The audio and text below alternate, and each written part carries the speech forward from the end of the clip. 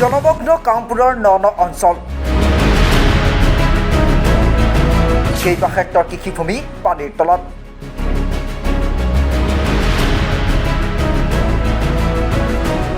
কামপুৰত এতিয়া পানী আৰু পানী বিভিন্ন ঠাইৰ লগত যোগাযোগ বিচ্ছিন্ন হৈ পৰিছে কামপুৰৰ কপিলী আৰু বৰপানী নদীৰ জলপৃষ্ঠ বৃদ্ধি হোৱাৰ পাছতেই কামপুৰৰ আন এখন নৈ নিশাৰীয়ে ৰুদ্ৰৰূপ ধাৰণ কৰাত কামপুৰৰ বৃহত্তৰ তেতেলী খৰাকে ধৰি সমগ্ৰ কামপুৰ অঞ্চল জলমগ্ন হৈ পৰে কামপুৰ কঠীয়াতলী পথেৰে পানী বগৰাত যাতায়াত ব্যাহত হৈছে বানত আক্ৰান্তসকলে বৰ্তমান নিৰাপদ স্থান বিচাৰি কেইবাখনো বিদ্যালয়ত আশ্ৰয় লৈছে কঠীয়াতলী অঞ্চলৰ বুকলুং বিলখনতো পানী ক্ৰমাৎ বৃদ্ধি হোৱাত সকলোকে চিন্তিত কৰি তুলিছে দুটামান বজাৰ পৰা ইমান ভয়াৱহ বানপানী আহিছে যে তেতেলীখোৱা গোটেই অঞ্চল পানীত জলমগ্ন হৈছে আৰু মানুহৰ দিশহাৰা হৈ ঘৰ এৰি পেলাই আশ্ৰয় ল'ব লগা হৈছে আশ্ৰয় শিবিৰত এনে কিমানমান মানুহৰ ক্ষতিগ্ৰস্ত হৈছে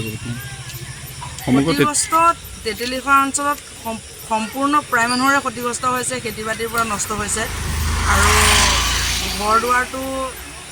পানীৰ তলত সোমাইছে এতিয়া মানুহবিলাক ক'লৈ কি কৈছে আশ্ৰয় শিবিৰ তেতেলীখোৱা আদৰ্শ ৰিলিফ কেম্পটোত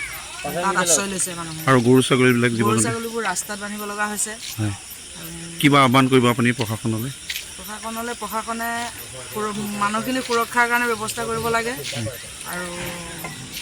চৰকাৰ পিনৰ পৰাও ৰাইজৰ সুৰক্ষাৰ কাৰণে ব্যৱস্থা কৰিব লাগে আমাৰ তেতেলীখোৱাৰ আপোনাৰ বুলি ধৰি লোৱা পানী আজি প্ৰায় এই দুটামান বাজিৰ প্ৰায় আমি ঘৰ দুৱাৰ এৰি পেলাই থৈ বয় বস্তু মানে কঢ়িয়াই স্কুলৰ ঘৰত আহি কাপোৰ চানা কৰিছোঁ পানী সোমাই গ'ল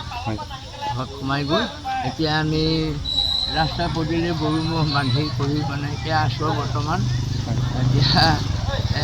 আছোঁ আৰু এতিয়া ক'ত কেনেকৈ থাকিবলগীয়া হয় আমি সেইটো ক'ব নোৱাৰোঁ আৰু কোনো অসুবিধাজনকে ক'ত কি কৰি মানে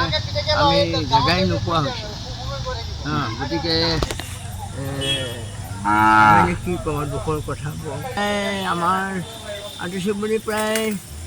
100-150 ঘৰ মানুহ আমি এই বানপানীত স্কুলৰে বা আমাৰ ক্লাবঘৰত